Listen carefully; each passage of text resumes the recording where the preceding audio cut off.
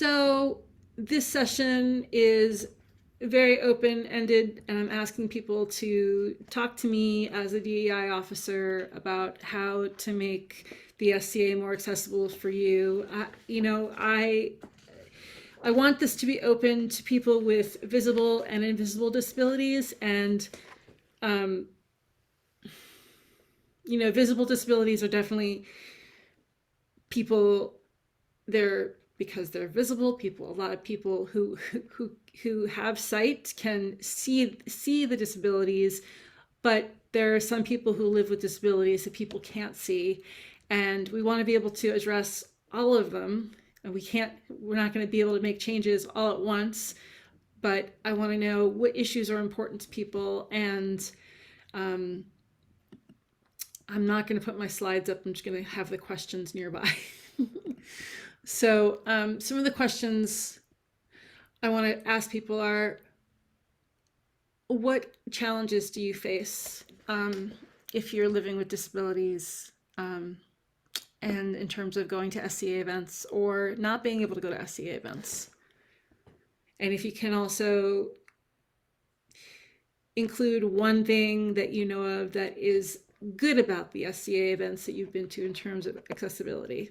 If not, we'll talk about changes later. So who would like to start? I can. So personally, I have a busted ankle and stubbornness. Both are invisible. So I can actually only do so much walking a day. And then after that, it's just extreme pain. I live in pain as it is. And of course, being stubborn does not help with that. So when people come up and they're like, oh, can I help you? No, I'm fine. I will do it myself.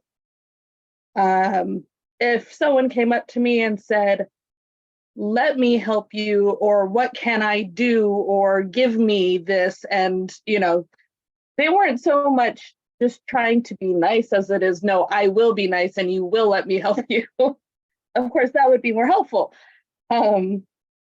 But that's a personal problem, and not everyone takes kindly to that kind of treatment. True. Yeah, that's true. Because people who are stubborn, like you and me, might say, no, no, no, it's okay. I can do it myself. Right.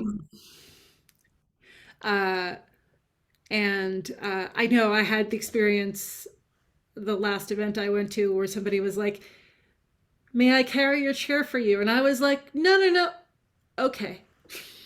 Like somebody asked me, and I was like, the stubborn me was like, no, I can do it. Yeah. Like, okay, how about you let somebody help you because they're asking? Right. And I saw two hands go up. I'm just going to read the chat first.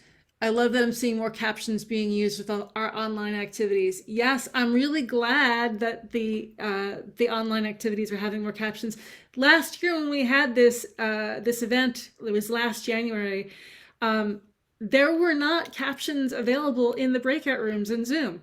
That's something that's I guess it's happened in the past year, which is great.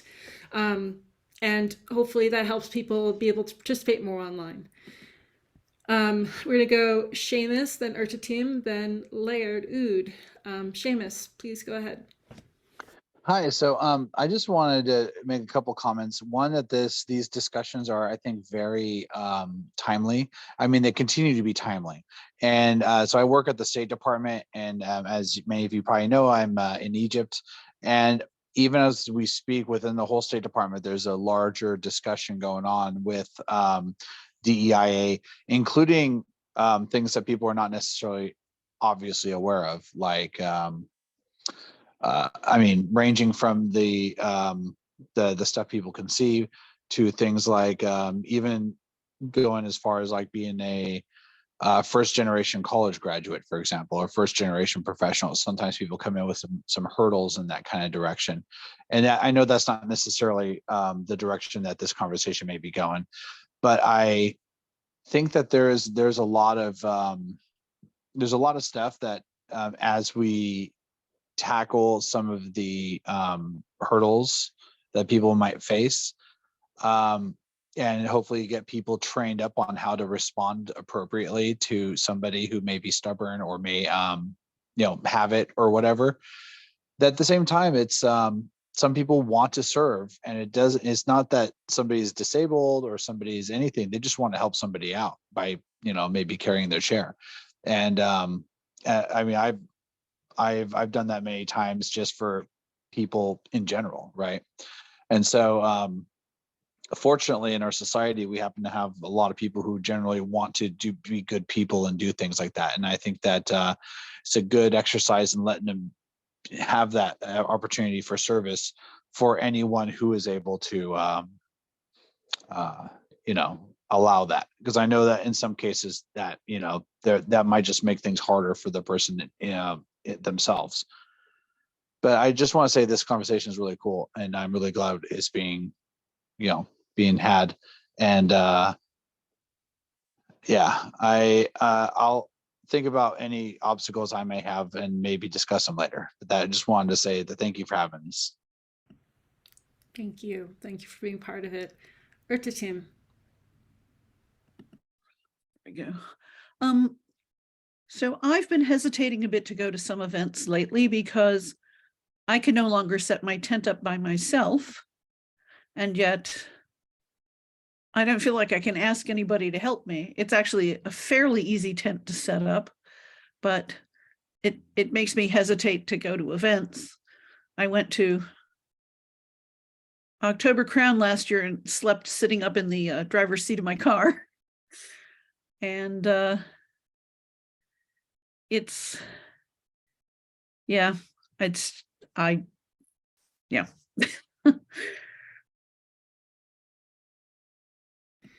Thank you. That's important to know. I mean, we're putting out the call for people to caravan to events together.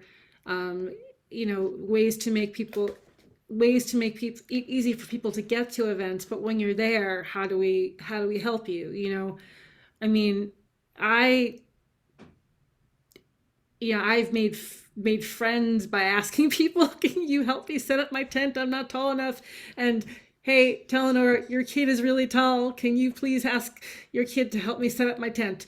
But yeah, I know there's the we need to add the community mindedness somehow, and how we make it not a stigma for people to ask for help for things like setting up tents. When I first joined the SCA, I could set my tent up except for one thing. It's a French bell wedge, so it just has two uprights. It's easy to set up, but I couldn't get both uprights up. And I asked a certain person who not long after became a multi-peer if he would be willing to help me get one pole up. And his response was, if you can't do everything all by yourself alone, you shouldn't be in the SCA. So that was a little hard to take, but then I found that there were like 15-year-old kids who were happy to help.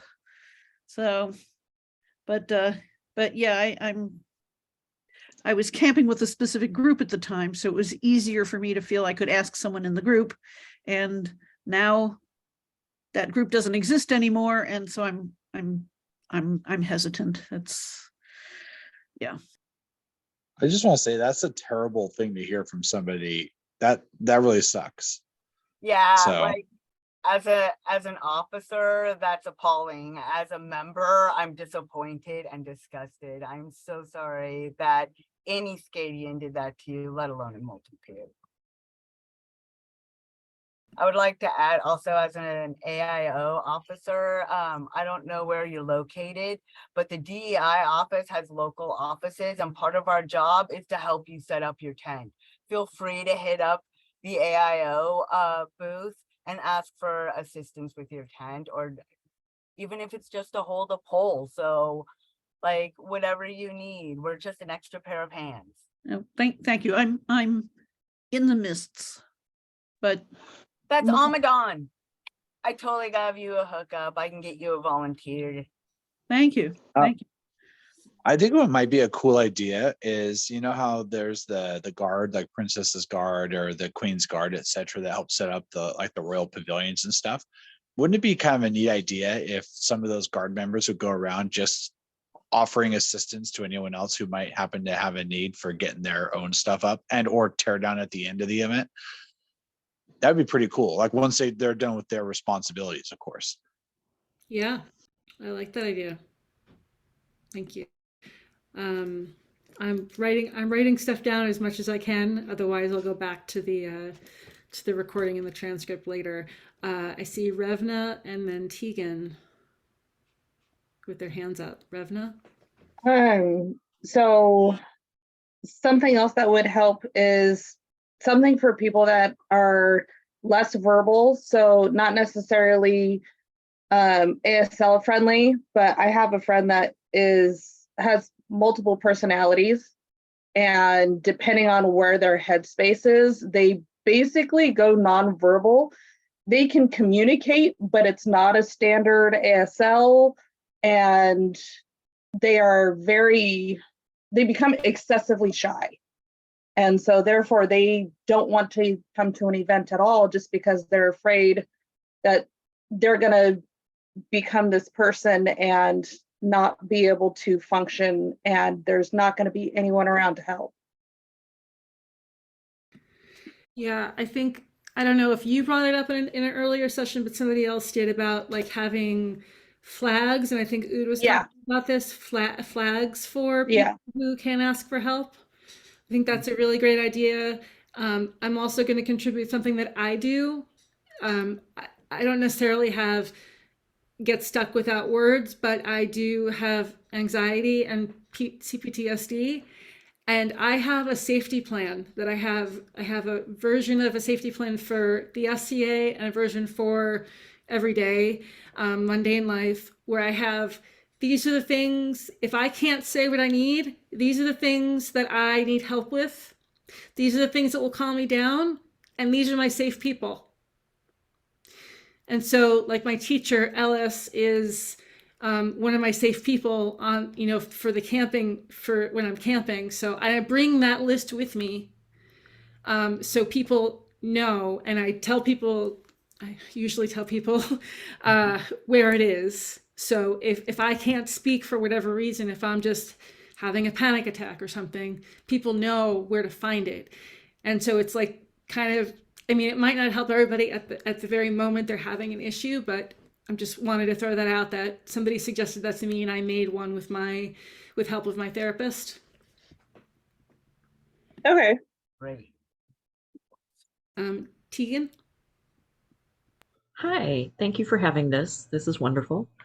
I'm here on two different aspects. One, I'm a sign herald, so I kind of wanted to hear what was being said and if any of that was mentioned. And two, I have my own issues, mostly of the invisible kind. But I'm one of those people that I have flares for my arthritis and my back and things like that. So walking long distances, standing long lengths of time are frequently difficult. And carrying my own chair to have a place to sit is frequently difficult. So if there are, um, benches that our group has put out, that's very handy. Um, the Having accessible parking for handicap is another thing that frequently at events, like we use a Girl Scout site a lot, and there's not, where everybody's supposed to park is super far away, but we reserve a couple of spots up by the hall so that there's a place for people with handicap tags to be able to park up there. And I've found that's really helpful. The other thing I wanted to mention is I'm teaching a class. I frequently am a head cook for our local area, and I'm teaching a class coming up on how to be a good help in the kitchen. And what I'm including in that as part of that is if you want to help in the kitchen for 30 minutes or a couple of hours, but you use a walker or you can't stand for any length of time in the kitchen, you know, let the kitchen help, the kitchen head know that you need to be in a chair and, you need to sit while you do this. And there's usually tasks that can be done. The other thing is I'm one of those people that have allergies that will kill me, food allergies. So I'm very, very sensitive about cross contamination in my kitchen.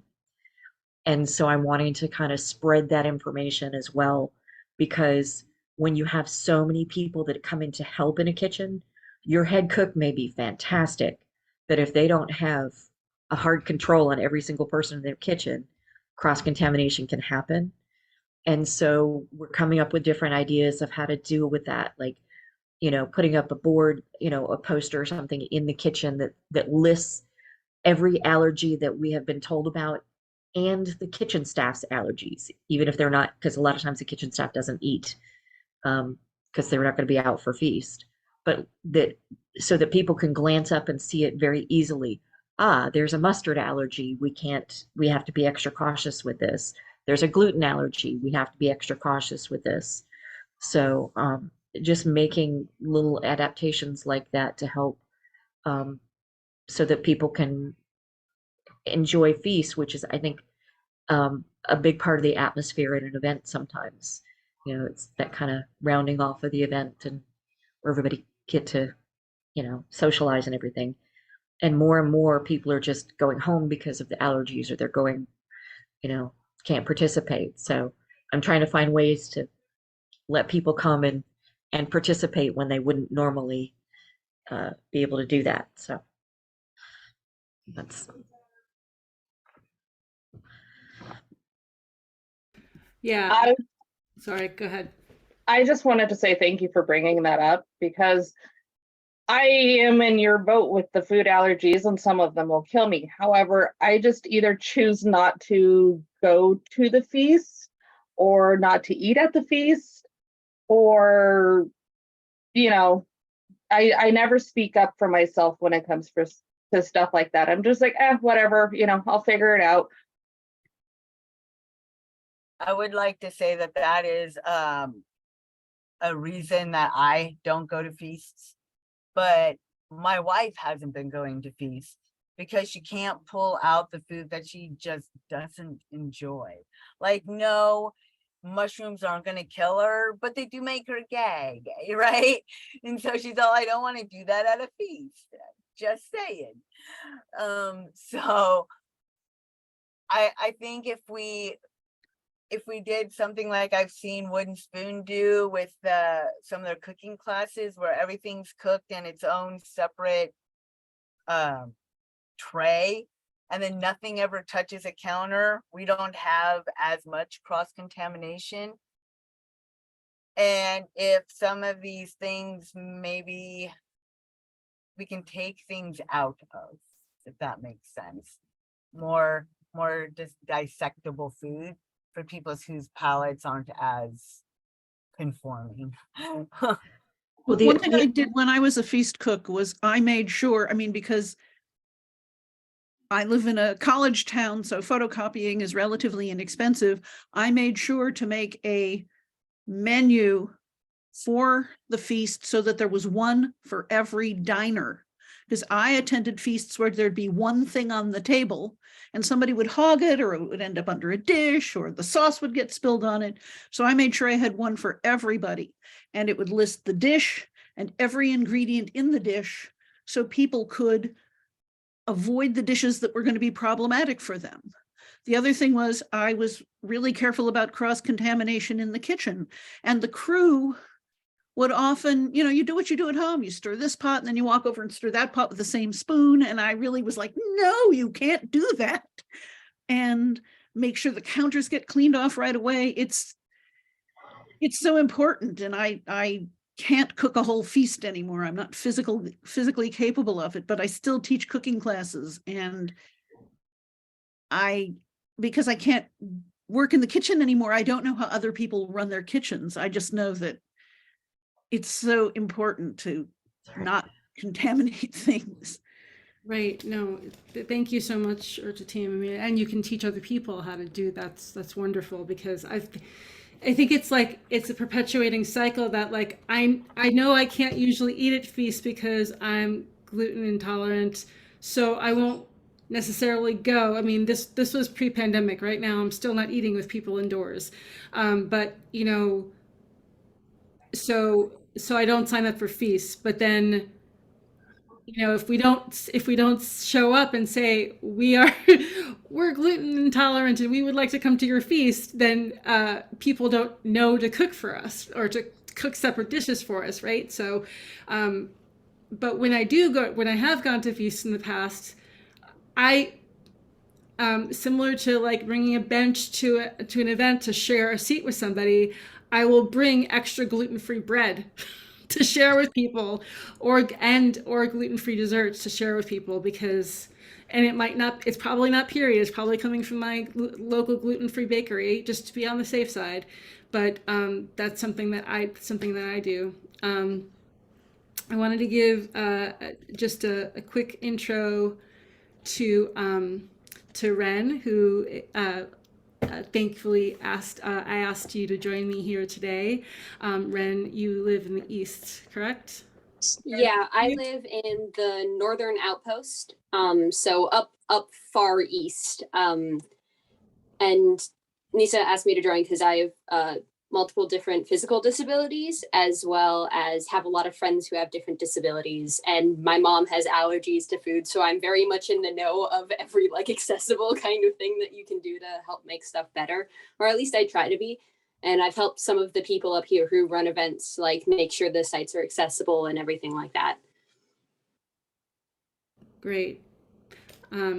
What challenges have you found, and if you can give us an example of ways that you've helped with changing the accessibility at events by you? Yeah, no, for sure.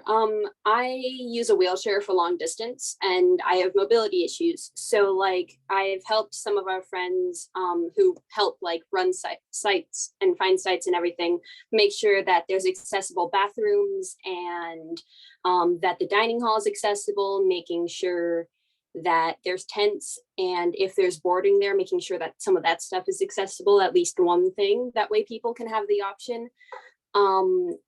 I've helped with some kitchen stuff, with making sure stuff is like not cross-contaminated, like we were saying, and helping with LGBTQ representation too, in SCA stuff. So I'll have some of my friends who are seneschal of a lot of different events send me a link to like a website or a building or something and be like, hey, can you look at this to make sure it's accessible for me? And I'll go through and make sure there's always accessible emergency exits.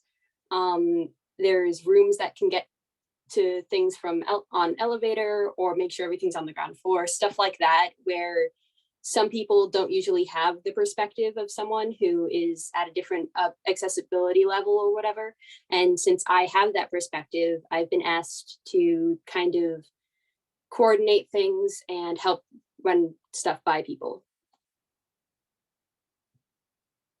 Great. Thank you. Seamus, did you have a response? Not really a response, more like just kind of an observation again.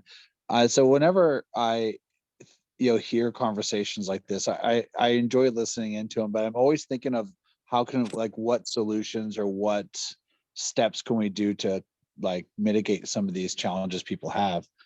And so maybe, and I'm sure this is something that people do already. It sounds like people already go check things out on an individual level. But is there a way to get this implemented into like an SCA sort of like SOP, like standard operating procedure, or have it be like the best practices, so that hopefully when people go and look at sites, they will at least try to be cognizant that somebody with a wheelchair may need to have ability to get through these places, or the bathrooms need to be accessible, or et cetera, or somebody who might be, have other impairments. Maybe they're visually impaired, they're have some sort of level of disability with like hearing things, those kinds of things, and just trying to make sure that as much as possible that people are aware of those things. And we've been talking about the feast, which is a new topic for me, but you're very right. Cross-contamination could possibly be really difficult.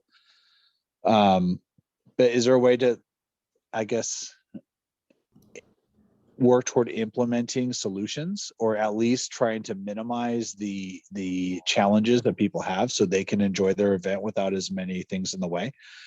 And then also I noticed that sometimes veterans halls can be helpful because at least they oftentimes have older members who may have wheelchairs, et cetera. And so sometimes they're outfitted with those, like one we used has like a wheelchair lift, for example. It'll bring you up to like a little bit of a higher level, which might be helpful for people that may need that kind of thing. Thanks for letting me speak. Yeah, I will say that similar to what Ren was saying about, you know, people calling you and are asking you to check the accessibility before using a site. I know that in the West, and Ood could probably speak to this more, is that now we have accessibility checklists, if I'm correct, that the event stewards have to go down and make sure that they have they've made notes of things that are accessible. And our Seneschal mentioned that they're going to start having photos of the sites shared before. How to make this an SCA wide thing, I'm not sure, except for We're working on that actually. and I will say that Ood has written a very large tome.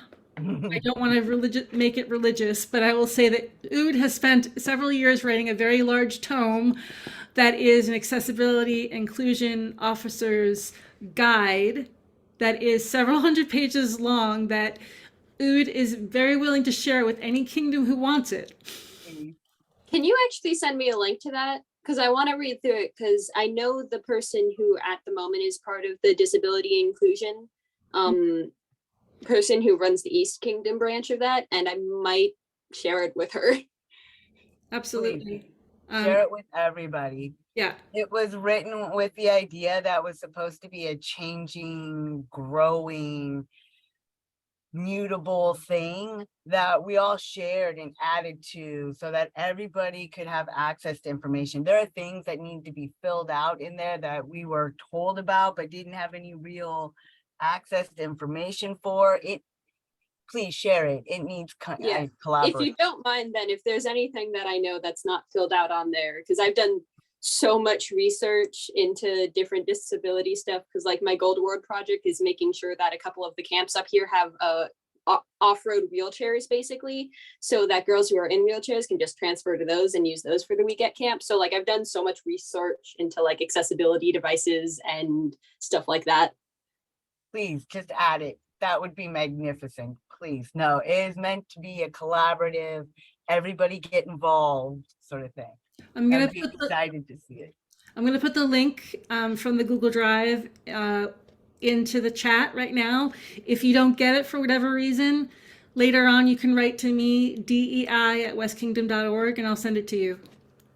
Sweet. On the other note about the checklist, yes, our Seneschal has worked so hard, but I gathered all the things that everybody whose perspectives in Sinagua, because I was only working with the principality at the time, gave me their needs were, and we compiled this document on what their needs were, what we needed to know so we could provide them with services and accessibility in a timely and real fashion. And 3 things to look for so that we don't have to do as much work fixing it to making it accessible, because if we'd just done it in the first place, we wouldn't have to work so hard.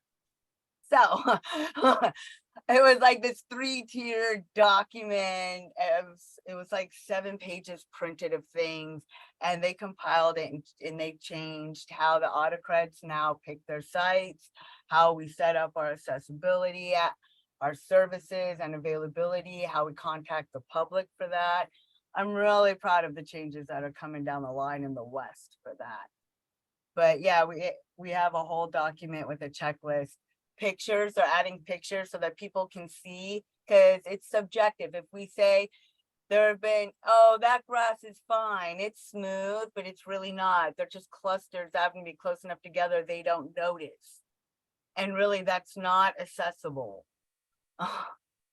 So yeah, that's where the pictures came in.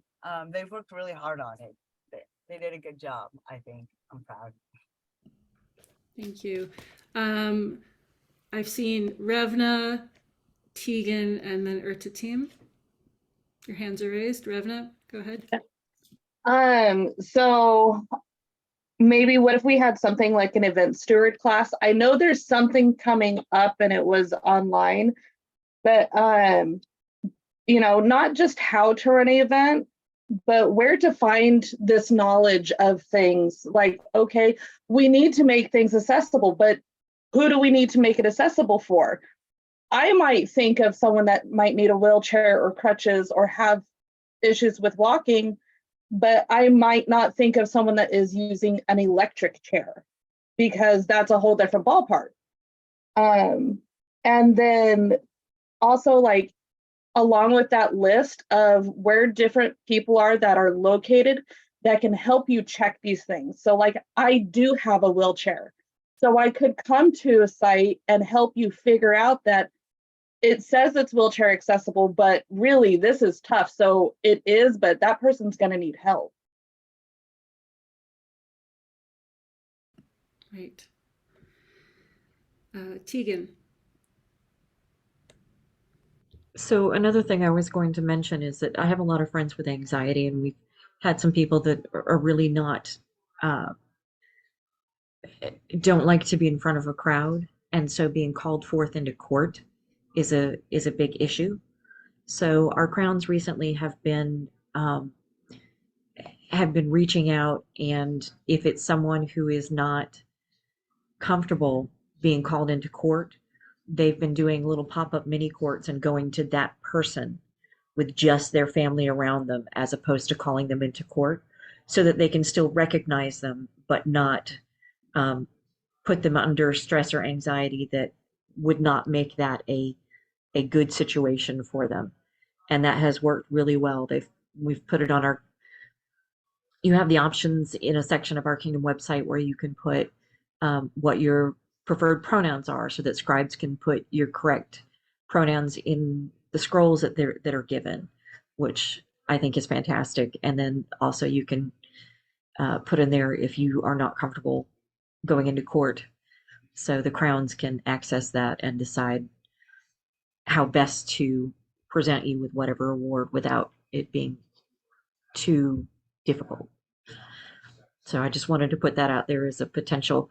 I'm not sure how different kingdoms do it, but I know that that's one of the things that we've been moving towards in Atlantia that has worked well so far. So That's great. Thank you. Thank you for mentioning that. Urta team. So back to food. When I first started cooking, I tried to be aware of major allergens. So I would create a menu that had enough variation in the dishes that they didn't all have the same allergen over and over. So I would hope that people with food allergies could at least skip a dish and eat the rest. Also, I was a vegetarian a long time ago, and I have vegetarian friends.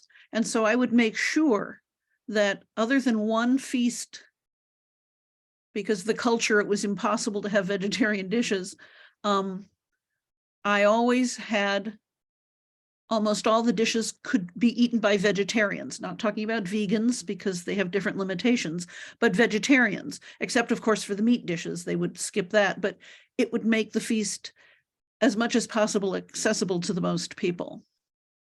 And like I said, I put the menu with all the ingredients listed so that, you can't accommodate every single allergy, otherwise there wouldn't be any food, but I would try as much as possible to make the feast safe for people. A second comment has to do with accessibility. Now I remember. Accessibility at events. So first of all, we bring in porta potties, disabled people, and they get used by all the women who wear big clothes. They could go into the little regular porta potties, because I used to work at the Renaissance Fair in big clothes and use the little porta potties. But what that means is people who really need to use the disability porta potty will find it's often filled to the brim by the time they get there.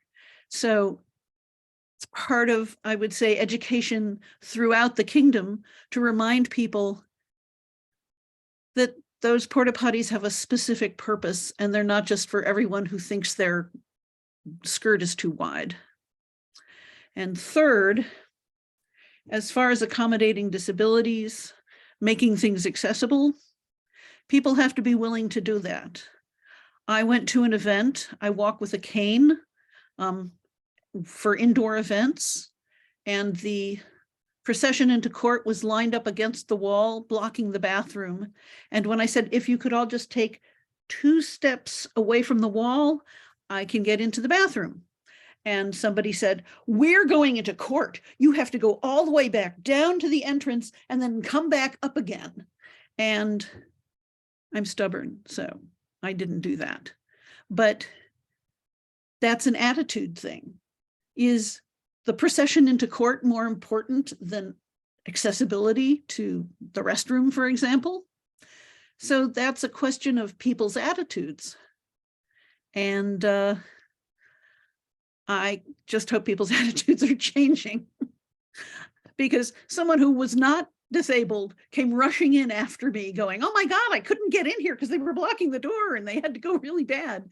And I don't know, it's easy to be thoughtless. So those are the things I wanted to mention right now. Thank you. Sorry to be a whiner. No, thank you. And I'm gonna personally, on the note of the restroom, I'm gonna step out for a minute to use the restroom. I'm gonna let Ren speak. Okay, so kind of on the topic of accessibility, I've found it where we are pretty lucky because the events we go to are pretty small and we know people who run them. So they take into mind that I have accessibility issues and they have other people who do. And so they try and make the sites as accessible as possible. But what I found on some of my friends who do court, or not who do court, who run Feast and cook all that stuff, is that I found that a couple of them will pull aside the people that they know have dietary restrictions, like on registration for the events. You can put your dietary restrictions as like an extra box if you're going to Feast. And they'll pull those people to the side and say, hey, this dish has nuts, this dish doesn't, there should be no cross contamination, this has gluten, but we have gluten-free bread, like, and run down what they can eat. So that way, when they do go in for Feast, and they'll repeat everything once each dish gets brought out, but they will know, so that the people who have allergens know which dish is okay and which dish isn't, and they'll make ones for a little bit more than the amount that they will need, so that if someone unexpected comes who has like gluten-free allergies, they'll have extra gluten-free bread, but it's not going out to every single table. That way there's enough for the people who need it, and people who don't need it like get last pick, basically, if that makes sense. And another thought I just had on accessibility at camping events especially is making sure to let people know to space their tents wide enough to get at least 2 wheelchairs past each other as on the paths, because a lot of people will not take in consideration the pathways in between tents with the stakes and stuff and the ropes, which means that someone could walk that path, but I couldn't get my wheelchair through it, which changes how I would get around camp, if that makes sense. Absolutely. Can I ask, I want to kind of ask about that, because I'm working on that in Sinagua as an officer. When we were looking at the paths, we said 10 feet, right? But I noticed that it's not an honest 10 feet. I mean, when you measure it with the tape, but when it actually goes to start walking, there's like this shrinkage that happens. Have you noticed that at events, or am I crazy? Because it seems to me like they start measured right and then something happens. Do you know about this phenomenon and what's happening there? Yes, usually when they measure it, they measure to the tent's walls. They don't count in the rope footage. So that means whenever the ropes get set up for the tents, it shrinks about a foot to 3 feet, depending on this type of tent, because the ropes have to go out a certain degree to hold the poles up straight, right? So since they measure just to the limit of the tent border, because that's where people know their tent is going to be set up most of the time, it shrinks a foot and a half, 2 feet, 3 feet, however long. The bigger the tent, the more shrinkage it happens, which means that you have to measure, like, I would say, make it an extra like 2 feet on either side. That way people have the allowance for the ropes, because the ropes add an extra, like I said, foot to 3 feet, depending on how big the tent is. So because of that, like, that makes so much difference, like you would not believe, because you could walk around ropes, right? You step over them, whatever. Yeah, but the wheelchairs But can't. you, wheelchair can't go over them. And the walkers can't. I've seen it. They can't.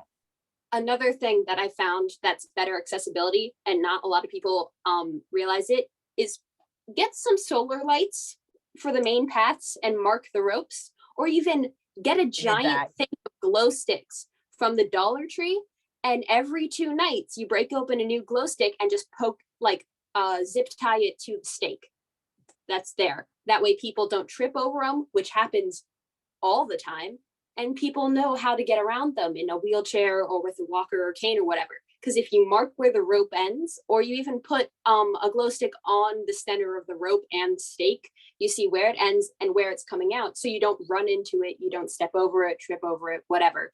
We've found that where we camp with Lockhawk at Penzic, we found that helps so much when getting around camp in the dark. We have all the stakes and ropes marked, and it saves so much time fumbling around in the dark. Like, it is so much nicer and easier to get around, and it just makes all the difference to even people who don't have accessibility issues or like vision issues or something. It helps so much. I just bought little tea lights, because you can get 36 for $10 at Walmart. And I put the little LED tea lights on the roadways so that we can see where the roads are, because as a deaf person, I don't have equilibrium. And if I can't see where the road is, I can't walk. I literally will fall over. So I ran tea lights along the roads because it's cheap. That's a great idea. That's smart for the tent ropes. I Mhm. might want to think about that. We've Thank you been so doing much. that since I was a kid. It wasn't even, it was before my accessibility issues started. I had the idea when I was 6 that, oh, I have a lot of extra glow sticks. I keep tripping over the ropes and scuffing up my knees and hands all the time. Let me just put a couple glow sticks on tent spikes and it'll be fine. And we've done it ever since then. We got solar powered, like, from Kinney's or something, like $5 each for a solar lamp that lasts a good while. You just stick them on the like 4 corners of your tent, and just like on all the ends of the ropes. You never trip over them again. They charge themselves, and you can get a whole bunch of like the tea lights and stuff for super cheap. And just pack of glow sticks from Dollar Tree. You can get like 100 pack for like $5 or something. Mhm. And it's like, those last 2 nights, but you can just replace all the ones and then do different colors for different directions and like color coding and stuff. Yeah, speaking as somebody who has I broke 2 fingers at Penzic, one of the first nights at Penzic several years ago because I tripped over tent stakes. That is an awesome idea, especially at my camp, because we squish all the tents together so we have a big common area. That's brilliant. Thank you very much. You probably have saved the rest of my fingers. Seamus gonna get to you in a second, but I'm gonna also share in the chat. Revna has asked about if anybody has wheelchair cover patterns to make it look more SCA friendly. That is kind of difficult to answer. I have a base, like, kind of a how do you want to do it yourself, is if you're talking a manual wheelchair where you just want the metal parts covered up with canvas and make a seat cover and stuff, Velcro is your best friend. Velcro, or like the snap closures, you just measure the diameter of the tubing and then you just make a Velcro sleeve that goes over that. And it looks amazing. And it also stops the metal from getting too hot in the sun. And then electric wheelchairs are a lot difficult because you have all the mechanical parts, which you would, I guess, want to create a kind of like hood figure. But I know there's some patterns on YouTube for mobility scooters where people have made them look like chariots and like horses and dragons and stuff. Like you see a lot of those at Penzig that look amazing. But like if you want to make your own pattern or whatever, measure everything 3 times, and Velcro and like metal snaps, like button snaps, are your best friend to secure things because they work so much better than anything else. So I was thinking of doing something of that nature for my own, but if someone was coming in new, if I was able to make something that I could drop off at gate and be like, here, if there's a new person and they want to fit in better, or with even Gold Key, you know, this is a way that they can fit in better. This is something that I personally can make and provide for someone to just be that much more comfortable and feel included, you know?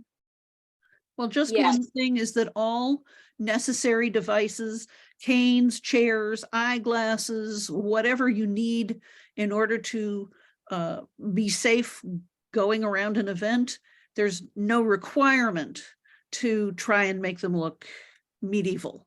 So Right. I'm not disputing your desire to have your chair look better. I'm just saying that it's not a requirement.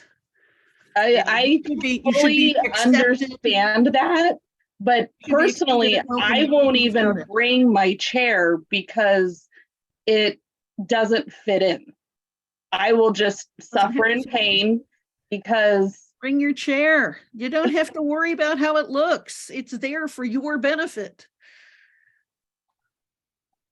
yeah, like I said, I completely understand and agree with that. And I just, it's my own personal thing, you know, it's just, and if I feel that way, then someone else is going to feel that way too. Let you know, as a deaf person, I stopped wearing my hearing aids because when I went to the SCA, I really could feel it. It was hard to get immersed when every time I looked at my reflection, I could see these things that just didn't fit with the rest. Yeah. It has nothing to do what other people think. We're not talking about costume critics or a Laurel who is judging my outfit. No, but my feeling of inclusion, it breaks my illusion. I would rather not understand what's being said. I know that's awful, but yeah, I stopped wearing hearing aids for that very reason, because the SCA was a big part of my life and I didn't like how they made me feel. Yeah. I dealt with kind of the same thing because I was brought up in the SCA. My parents met through the SCA. And when I had to start using mobility aids, my first thought was, okay, at SCA events, 1, am I going to be able to get around? And 2, will I feel like the same? Which meant that first priority after I figured out I needed to get a cane was get a wooden one. That kind of fits the thing, like get a nice walking cane or whatever. And I didn't have the same thing about my glasses because a lot of other people like do have the same, like wear their glasses all the time. But it was a like brain change and like thought change where I was like, no, I need this and I can't, even if it makes me feel left out, I have to use it. And so thinking of the ways that I could make them look more medieval or something helped a lot better. Like thinking of, okay, what colors I can color coordinate it to my outfit to make it fit better and make it look more seamless, and what like sleeves could I put on parts of my wheelchair and whatever. And I found that helps a lot. But I was going to say the problem you have if you want to make something that's quote unquote standardized is that if someone's using a wheelchair and it's a customized one, there's a lot of little measurement differences that you can't really standardize something that would be like a cover or so for a standard for a customized wheelchair. Standard hospital brand ones, that's completely different. But like if someone has a custom wheelchair, that's 20 different measurements that are all customized to fit perfectly to them. So it's harder to make something that someone could just grab, like without having pre-measured or made it themselves. Okay. But So unlikely to get a one that will cover a broad range. Yeah, basically, Okay. you would have to either make it so it was insanely adjustable, Okay. or make one for every single measurement difference. If that Okay. makes Nope, that makes perfect sense. I will start calculating stupid stuff. Yeah, it's just because custom wheelchairs too, you get like different foot plates, backrest, seats, like different leg measurements that change the whole diameter, different wheel measurements because the person's height. Like it's the reason why they call them custom wheelchairs is because they're completely customizable to like half an inch or even smaller than that. And because everything is tailor fit to you, like of the parts that they have available, everything it's cut differently, it's sized differently, everything. So that's why I'm saying that like it would be awesome if like you would have something that was super adjustable, but don't get your hopes up because it might not fit every different type. Because there's also folding custom wheelchairs, rigid frame, ultralight, like so many different things on their own before you even get to the customization part that it's just too much variance. Yeah, I'm gonna jump in here to say that we have only a few minutes left. Seamus, your hand is up. Can you do you have something you wanted to add? And keep in mind we have 2 minutes. So, a few things. One of the things I wanted to bring up is something that Urta team kind of mentioned after I put my hand up to say it, but she mentioned it again, which is trying to figure out ways to adjust people's attitudes to be respectful for people that have disabilities, whether or not they're visible, and not just dismiss people or otherwise. Like, she brought up the bathroom situation where the court was standing there ready to press us in or whatever. It doesn't take very much for somebody to move over. And I think that's pretty unfortunate. And then that first story she told, I think, was also pretty telling of a cultural shift. I think that there's a lot of kind of like you have to be tough to be in the SCA, if that makes sense, like because people fight and people do these other things. And I think that while it's fun to be tough while you're fighting or whatever the case is, that people need to also be respectful and chivalrous when people are not on the field. In terms of the tent pole, like the tent stakes, I think that the putting the little tea lights or putting the glow sticks are a great idea. I know in Sinagua, which is part of the West Kingdom, in case people didn't know, that there's usually that like orange tape they put everywhere to mark off like where people could set their tents up, and they're not supposed to go past the ropes are not supposed to go past those that tape that's there to mark everything off. And I think that in the West Kingdom, we have officers called constables, and they walk around and they like do a safety checks and that kind of stuff. So maybe have something along those lines that, hey, next time, please move your tent back because you're potentially really impacting somebody who might not be able to get through this area. And this is like a walkway area, right? Because those are all very legitimate reasons. I've never been to Pennsic, so I don't know how they do it there. Let's see, other things I brought up. We have to close. Yeah, and okay. So anyway, I had a bunch of things I was going to try to say, but I was trying not to just jump in because you guys are having a conversation. But there is